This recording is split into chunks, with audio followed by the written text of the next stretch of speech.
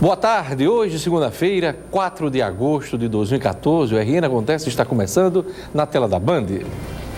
Jovem é morto em Arraiá de São Gonçalo do Amarante. Violência coloca medo em quem pratica esportes na rua. O deputado Henrique Eduardo Alves, candidato ao governo pelo PMDB, é o entrevistado desta segunda-feira na rodada de entrevista com os candidatos ao governo. Agora, no RN Acontece.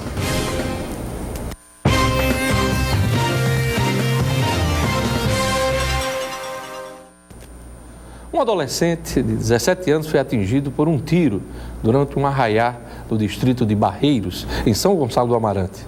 O homicídio aconteceu na madrugada do último sábado. O jovem assassinado é Geraldo Santos Teixeira Júnior. Ele já teve passagens pela polícia. Segundo testemunhas, o disparo ocorreu numa festa. O corpo da vítima foi encontrado no chão e os populares não relataram mais detalhes sobre o crime. A polícia não tem pistas do assassino. A violência coloca medo em quem pratica esportes na rua. Muitos atletas estão largando a prática esportiva por causa dos bandidos. Fim de tarde em Natal, o cenário ideal para quem pratica esportes ao ar livre. Mas nem o vento agradável e a vista privilegiada são suficientes para amenizar o medo de quem caminha por aqui. Quando a gente fala que vai sair, eu estou indo correr, aí o marido fala, tome cuidado, está muito perigoso, está tendo assalto direto. Walter comanda uma equipe de corredores de rua. Ele mudou o horário dos treinos por causa da insegurança e mesmo assim vem perdendo alunos. Então ia até as 9 da noite, às 8h30, a sensação de segurança era melhor. Mas de um tempo para cá está ficando difícil. A equipe de Walter começa a treinar exatamente neste local, vizinho a um ponto de apoio da Polícia Militar. Mas pelo menos hoje o posto se encontra assim, completamente vazio. Segundo o comando da Polícia Militar, a base não está sendo usada porque precisa de reformas, mas não há prazo para a conclusão das obras. No início desta semana, 150 ciclistas fizeram uma manifestação pedindo mais policiamento. No fim da mobilização, alguns foram assaltados. A gente não vê policiamento, né? Com medo. A grande realidade é que a gente está com medo. Vamos aos destaques das revistas semanais do Brasil nesta segunda-feira. A revista Veja diz aqui na sua capa, exclusivo, fraude CPI da Petrobras. Uma gravação mostra que os investigados receberam perguntas dos senadores com antecedência e foram treinados para responder a elas. A farsa é tão escandalosa que pode exigir uma inédita CPI da CPI para ser desvendada. Esse caso vai ter desdobramentos essa semana no Congresso Nacional. A revista Época traz aqui na sua manchete principal: gordura sem medo. Novas pesquisas reabilitam a manteiga, o torresmo, o ovo e outras tentações deliciosas que os médicos mandam evitar. É o destaque de Época. A revista Isto É diz aqui na sua capa: os polêmicos remédios para emagrecer. Proibidos há 3 anos, medicamentos à base de anfetaminas usados para perder peso podem voltar a ser vendidos regularmente no Brasil. É o destaque de Isto É. A Carta Capital dá destaque aqui ao poder evangélico nesse período eleitoral. Na mídia e na política, os neopentecostais agem para ampliar sua influência. São os destaques das revistas semanais. A gente vai para um rápido intervalo e, na sequência, teremos a entrevista com o deputado estadual, aliás, federal, Henrique Eduardo Alves, candidato do PMDB ao governo. Eu volto em instantes.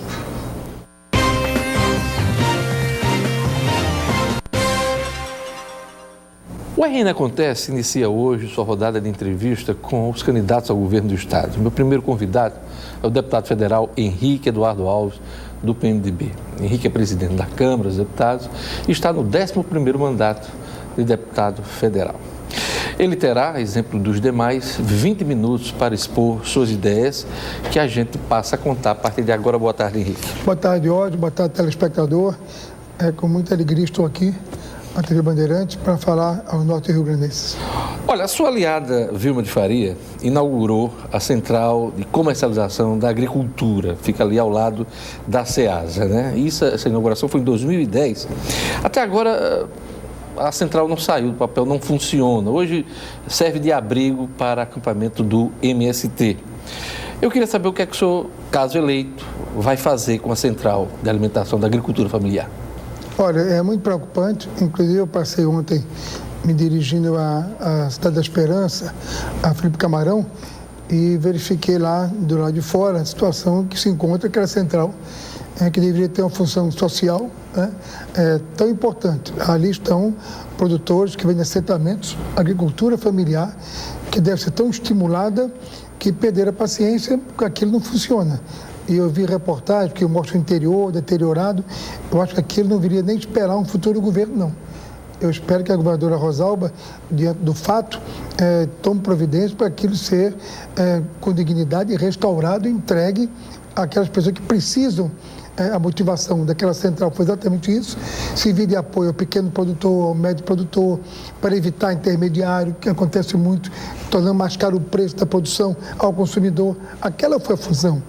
É muito importante o meio social, de prestigiar as pequenas comunidades produtoras para o interior do Estado. Eu acho que não é esperar o novo governo, não. Eu acho que o governador Rosalba tem que encontrar uma solução, se não com recursos do Estado, que pode estar em situação difícil como está, mas buscar parcerias com o Ministério da Agricultura. Amanhã em Brasília, inclusive, eu já penso falar com o ministro da Agricultura, Nery Geller, a respeito do problema, e vou tentar uma ligação dele para a governadora, para ver de que maneira o governo federal pode ajudar o Estado a resolver agora. Aquilo não pode mais esperar um futuro governo. Uma obra que custou 1,4 milhão de reais, dos quais quase 700 mil reais do governo estadual. Eu queria saber... E a motivação tão boa para aquilo ali, tão importante, você produzir nos assentamentos, agricultura familiar, trazer para vender diretamente ao consumidor, sem intermediação, sem intermediário, portanto, todos ganhando com isso. Eu quero ver se amanhã em Brasília, volto a dizer, falarei com a agricultura, que ele possa intermediar com o governo do Estado uma solução urgente. Aquilo não pode esperar um novo governo. Candidato, eu aproveito esse exemplo da Central de Comercialização da Agricultura para lhe perguntar a preocupação do candidato com as obras, com o desperdício de obras que ficaram inacabadas no Rio Grande do Norte. Olha, não pode só no Rio Grande do Norte, do Brasil, né? Você vê aí que a crise internacional abalou as finanças do país. Hoje o governo federal tem muita dificuldade de concluir muitas obras iniciadas, apesar de todo o esforço que faz a presidenta Dilma, e aqui no Estado não seria diferente. É uma situação de crise que nós estamos enfrentando, o país paga por isso, aí está um crescimento ínfimo do PIB, aí está falta de investimentos, aí está uma redução da industrialização, daquele que poderia servir de investimento, geração de emprego, tudo. O país passa por essa crise. E se atinge o Brasil, atinge São Paulo, Rio de Janeiro, imagina um estado pequeno do Nordeste brasileiro como o Rio Grande do Norte. Então é uma grande preocupação.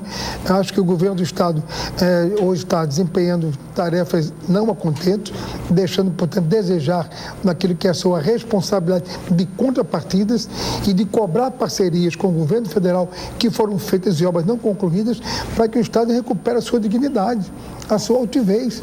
Eu acho que esse novo momento, um futuro governador terá que enfrentar com muita energia, com muito compromisso com a verdade. Candidato, o Rio Grande do Norte, por exemplo, em todo o Nordeste, o norte de Minas Gerais, vive mais uma seca histórica. Qual a sua proposta para os recursos hídricos, levando em conta que o PMDB já teve um governo onde implantou aqui o sistema de adutores? O que é que o senhor pretende fazer nessa área? Olha, o grande sonho do Nordeste brasileiro, e aí o Rio Grande do Norte tem uma participação importante, que é ainda a transposição das águas do Rio São Francisco, que viria, portanto, tornar nossos rios permanentes apenas quando a seca acontecesse ou se agravasse, a redução das chuvas, as comportas seriam abertas e o Rio São Francisco doaria, portanto, suas águas para tornar os nossos rios permanentes e perenes. Com o atraso dessa obra, tudo aquilo que era planejado com segurança não aconteceu. Então, hoje o Estado passa pelo segundo ano de seca, uma ameaça ainda não afastada de uma estiagem para 2015. Então, nós temos que cuidar disso com muita urgência e já num planejamento de como pensar em interligar as bacias do Rio Grande do Norte. Eu entrevistava o presidente da ANORC, Antônio Teófilo, ele falava, esse é o 4º ano de seca, 3 anos de seca e uma seca verde já se caracterizando para esse ano 2014. Que é desse ano, né? Desse ano. Então, tomara que não venha acontecer, mas você pegar 3 anos consecutivos de seca e a oportunidade de 2015 era se agravar, se não com a contundência, mas o que vier já agrava o que já estava anteriormente. Então, nós temos que ter um projeto, primeiro, nós temos que interligar as nossas bacias, porque cada um tem uma função, de repente, uma interligada à outra, pode compensar uma outra por falta de água do seu armazenamento. E isso através de um grande projeto de adutoras, entre elas, na primeira etapa. E, a partir daí, essa água de onde tem, para levar onde não tem.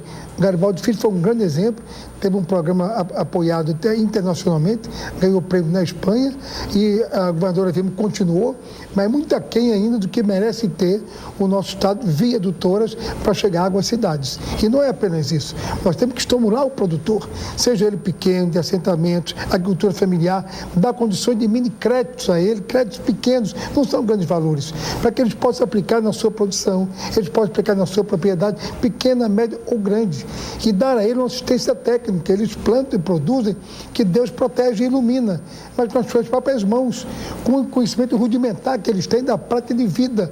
Mas nós temos condições de dar a ele uma assistência técnica para que ele possa praticar da melhor maneira para ter uma melhor produtividade. Candidato. E usar através da irrigação, que eu acho que é um método universalmente consagrado, de que maneira, como estamos fazendo agora no pleito irrigado de Apodi, aproveitando as águas da barragem, que até então inaproveitadas, através de um grande projeto de pleito irrigado na Chapada do Apodi. Candidato, mais duas questões ainda nesse bloco. O programa vai ser dividido em 2 blocos de 10 minutos. Há muito tempo, o RN carece de uma nova malha ferroviária para escoar seus produtos. Qual a sua proposta nessa área? Há muito tempo, a malha ferroviária do Estado não existe, né? Não existe. Nós temos malha ferroviária insignificante. E olha que é o transporte mais barato, mais seguro, mais econômico para escoamento da nossa produção, para transportar as pessoas, sem o risco das estradas, que nós temos hoje aí, acidentes que se multiplicam. Então, nós temos que tratar esse assunto de infraestrutura. São gargalos de infraestrutura do Rio Grande do Norte. Uma delas é a ferrovia. Nós temos que fazer um programa de ferrovia para o Estado. Isso não é fácil, não pode começar do dia para a noite. Isso é um planejamento. Você pode buscar parcerias com a iniciativa privada se o Estado não tiver recursos. Nós temos que ficar reclamando, porque não tem dinheiro, não faz. Tem que encontrar com criatividade, com coragem, com parcerias público-privado, condições de fazer uma malha ferroviária, que não é só esse problema, não. Nós temos a questão do porto. O nosso porto anteriormente atendia a demanda do Rio Grande do Norte. Depois de Suape e de Pecém, deixou de atender. Nós fomos atropelados, perdendo mercado, perdendo, portanto, competitividade, e nós temos a oportunidade de fazer um novo porto graneleiro em Porto Mangue, lá o calado, uma fenda que Deus nos deu para nosso benefício, de 24 metros de profundidade. Você sabia que Suape é apenas 14? E é mais do que Pecém também. Então, nós temos condições de fazer um porto graneleiro para escoar a produção do Rio Grande do Norte e num projeto inteiramente com a iniciativa privada, compartilhando com o governo a responsabilidade. O Estado só tem esse caminho. Não adianta inventar, prometer para não cumprir, de um orçamento que não vai ter, de dificuldades que vai encontrar. Nós temos parceria com o governo federal, nós temos que rediscutir o estoque da dívida, alongá-la e buscar na PPP, parceria público-privada, os caminhos para desenvolver o Rio Grande do Norte. Candidato, uma última questão antes do intervalo. Além da malha ferroviária, o Estado espera a duplicação da BR-304. O governo federal tem sinalizado a obra, o senhor chegou a anunciar, como presidente da Câmara, essa benfeitoria, mas eu lhe pergunto, quando a duplicação sairá do papel e se a gente tem um prazo para isso? Não, eu assumo, eu anunciei, e antes de eu anunciar, quem anunciou foi a presidenta Dilma, quando esteve aqui. Logo após a minha eleição, eu conto esse episódio, logo depois da eleição presidente da Câmara, quando eu fui cumprimentar a presidente, ela me parabenizou, e eu digo, presidente, quero fazer um pedido agora como presidente da Câmara. A senhora já atendeu o Brás da Areia Branca, já atendeu antes, deu presidente da Câmara o pleito irrigado da Chapada do Apodi, agora a BR-304, que é a vertente econômica mais importante do Estado. E ela atendeu aquele pleito, isso faz o quê? 1 ano e meio, veio aqui, confirmou, toda semana eu cobro do DENIT e agora me prometem, para agora até o dia 15 de agosto, concluir um projeto que é complexo, são quase 300 quilômetros, é 1 bilhão, são 1 bilhão e 200 milhões de reais. Então eu espero que agora em agosto saia o projeto e a licitação até dezembro para duplicar essa terrível BR, que é 304, Natal, Mossoró, Aracatico, Ceará. Candidato, a gente vai para um rápido intervalo, a gente retoma a entrevista com o deputado Henrique Eduardo Alves, candidato ao governo pelo PMDB.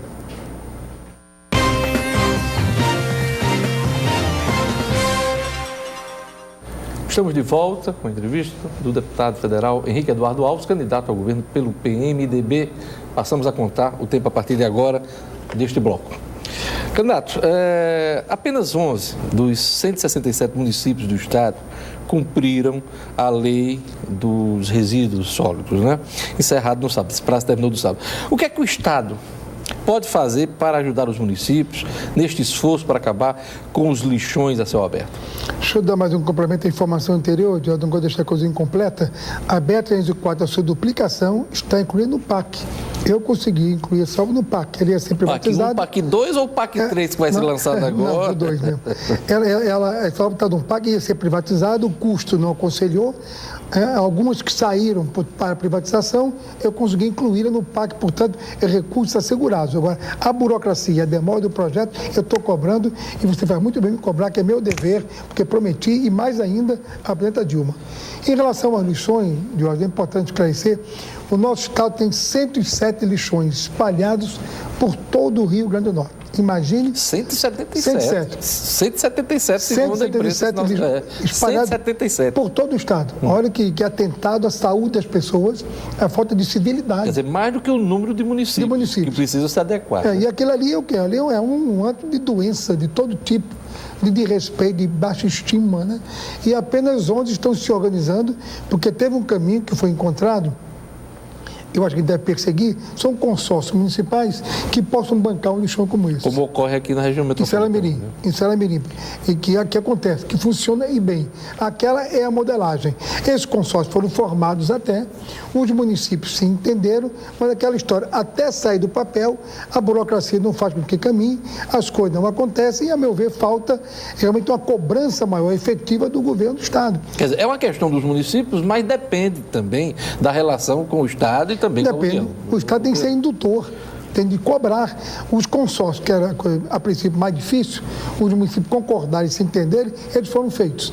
Já tem as localizações, já tem as localidades e tem um consórcio dos municípios, que vão compartilhar cada um esse lixão regional, digamos assim. Agora falta o governo do Estado, como autoridade, chamar os municípios e cobrar o que é que está faltando. Se é recurso, se é do Estado que não tem, é do federal que podemos buscar, essas coisas têm que ser claras, não há mais tempo para esperar, não há mais tempo para enrolar, não há mais tempo para empurrar com a barriga, são urgências e lixão é questão de saúde pública, de autoestima, de respeito ao cidadão do Rio Grande do Norte. Como presidente da Câmara, o senhor chegou a fazer uma movimentação, reunir prefeitos e governadores para tratar do Pacto Federativo. O Senado também chegou a ter uma reunião aqui, inclusive, em Natal, sobre este assunto. Mas o Pacto Federativo não sai do lugar porque não há interesse da União em discutir, abrir mão de receita federal. Como é que o senhor vai tratar essa questão, caso eleito governador? O senhor tem alguma esperança de que a discussão do pacto avance? Olha, Diogo, você tem toda a razão em colocar nesse termo, que exatamente quando eu assumi presidente da Câmara, minha maior preocupação é o tal do Pacto Federativo. Eu fiz uma belíssima reunião na Câmara dos Deputados, reuni todos os governadores do Brasil, compareceram, o do Nordeste foram todos, Eduardo Campos foi um dos palestrantes. Prefeitos, né? Depois, no segundo momento, reuni os prefeitos de capitais, porque a principal dificuldade hoje é o tal do Pacto Federativo. E você disse muito bem, a União se apega ao recurso que tem, quase 70% do bolo tributário, da arrecadação orçamentária da União. Os municípios, que eu sou de um tempo, que eram os primos pobres da nação, hoje são paupérrimos. E onde mora o cidadão, as demandas estão lá. O resultado deles não resolvem, recorrem ao Estado, que não tem condição de resolver também, e o bolo vai crescendo. E a insatisfação vai aumentando. E os protestos estão aí se evidenciando. Aí todo o recorre para Brasília, que também não pode fazer, que é uma demanda imensa do ponto de vista de Brasil. Então essa é a questão, a meu ver, que um comércio e o governo tem obrigação de fazer. E se Deus quiser, se assim entender o povo do Rio Grande do Norte e eu chegar ao governo do Estado, o primeiro ato nosso vai ser reunir os governadores do Nordeste, que tem que ser uma questão do Nordeste, regional. O Nordeste tem 270 deputados no parlamento. Se quiser, por mobilização consciente política, ele para o parlamento e para o governo. Então nós temos que usar essa força para o bem, do bem para o bem. Uma grande mobilização para que o Pacto Federativo seja o primeiro item da pauta de um governo que vem assumir no país, ou a reeleição, como espero, da presidente Dilma, ou outro que se eleja, mas esse é o item número 1. Sai frustrado, não ter conseguido, como presidente da Câmara, colocar em pauta, porque não chegou a se formatar um projeto. E aquele menorzinho que começou está parado no Senado, que vem as pressões muito grandes de governadores que não querem, porque alguns estão bem com as suas receitas, a União também não tem interesse, e se comete esse crime, sobretudo com os municípios pequenos, que são esses que pagam o preço de ter no seu campo de ação, nem ter autonomia, nem ter orçamento, e lá onde mora o cidadão. Ele quer a saúde, ele quer a segurança, ele quer a tranquilidade, ele quer a paz, ele quer o esporte, quer o lazer, quer a cultura, quer a educação, mas como? Se lá ele não tem como ser atendido a sua demanda. Então fica esse rolo que não pode mais acontecer. Eu acho que o Brasil está chegando a hora de grandes definições, verdade acima de tudo, e se usar para isso o diálogo. Candidato, o senhor tem se apresentado ao eleitor como salvador do Estado, em meio ao caos financeiro e administrativo. Reuniu quase 2 dezenas aí de partidos e conta com o apoio de todos os ex-governadores, exceto Rosalba, né? Rosalba, que é atual governador, que o senhor apoiou. Pergunto, qual o seu diferencial se o senhor é protagonista da política há mais de 40 anos e ajudou nesse estado de coisas? Não, Salvador nunca fui, nem quero ser. Agora eu tenho o dever... Alguns, aliás, o tratam assim. Vilma de Faria, na semana passada, no rádio, me disse isso. Não, eu acho que de maneira generosa, pelo que eu posso fazer, que não é nem por Henrique, é a cadeira que eu estou sentado. Você sabe que a cadeira da Câmara é uma posição importante do ponto de vista nacional. Então, eu tenho procurado ajudar, é o meu dever e continuaria a fazer. Carlos Eduardo é um exemplo. Prefeito de Natal, meu partido teve um candidato, não o apoiei, passou a eleição, o caos na cidade de Natal, obra de mobilidade para a Copa não saía uma do papel, ele me procurou. Mas especificamente em relação ao governo, o senhor já foi governo do PMDB, o senhor foi secretário, e ao longo desses anos todos o senhor deu apoio a vários governos, inclusive o atual. O que é que o senhor tem a dizer para se apresentar como... Veja bem, dei apoio e darei. Quando a dona Rosalba precisar amanhã chegar em Brasília e me procurar, é o meu dever e faço com muita honra de ajudar o meu Estado, porque ali eu estou como representante do povo do Rio Grande do Norte, ajudando aqueles que precisam. Mas o senhor não se sente responsável pelos problemas também, não? Como assim? Os problemas que existem hoje. Olha, todo governante, Garibaldi foi um grande governador, tanto que saiu eleito senador de 1 milhão de votos. Né? Cada um tem a sua tarefa, cada um exerceu o seu papel. Eu não acredito, Jorge, que quem se senta naquela cadeira queira fazer o mal, queira não fazer o bem, queira não fazer as coisas. Alguns tentaram, uns fizeram mais, outros fizeram menos. Agora, não precisa ficar olhando mais para esse retrovisor. Quem está hoje em campanha sabe a situação que vai encontrar do Rio Grande do Norte, que mal está conseguindo pagar o funcionalismo porque está atrasando já quem ganha mais de 2 mil. Aí é um dado. Se o Estado não está pagando o salário do servidor, que é para o seu dia a dia, sobrevivência, saúde, família, o dia a dia, não pode pagar o salário, imagine, resto que sobra para investir. Então, mas não é porque não queira fazer, é que faltaram condições políticas, articulação, competência. Então, isso tem de acabar.